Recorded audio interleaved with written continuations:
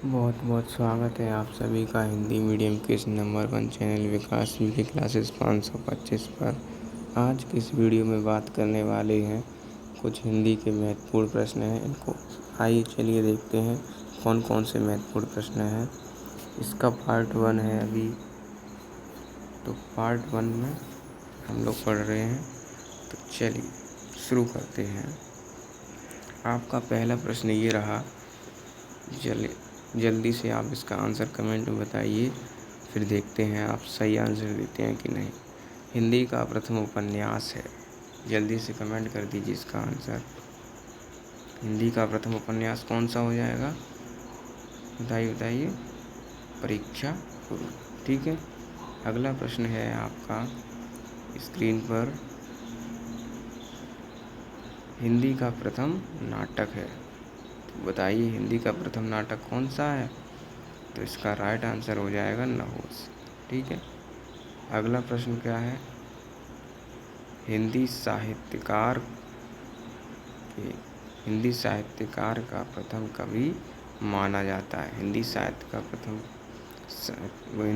का प्रथम कवि किसे माना जाता है, जल्दी से बताइए। सरहपा को। किसे माना जाता है, सरहपा को। अगले प्रश्न पर चलते हैं।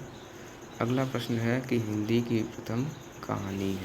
हिंदी की प्रथम कहानी कौन सी है, इंदुमती। आप सभी को ये आंसर आना चाहिए, ठीक है। हिंदी का प्रथम महाकाव्य है, हिंदी का प्रथम महाकाव्य है कौन सा, पृथ्वीराज रासो, ठीक है। अगला है फोर्ट विलियम कॉलेज कहाँ स्थित है, तो कोलकाता में, ठीक है। ये छोटे छोटे प्रश्न आपको अच्छे से तैयार होने चाहिए। अगला प्रश्न है, द्रुतसाम्नी नाटक के लेखक हैं। जल्दी से कमेंट में बता दीजिए कि द्रुतसाम्नी नाटक के लेखक कौन है।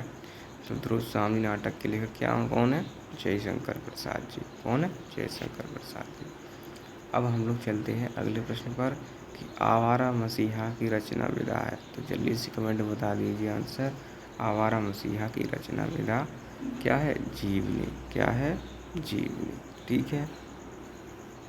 अगले प्रश्न पर हम लोग चलते हैं, देखते हैं क्या है कि दिनकर के पत्र का प्रकाशन वर्ष। अब बताइए क्या है दिनकर के पत्र का प्रकाशन वर्ष, जल्दी से बताइए कमेंट में।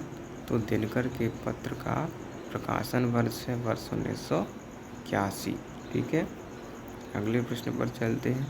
अगला हमारे पास प्रश्न है, आगे लिख गई, अज्ञेय जी की रचना है।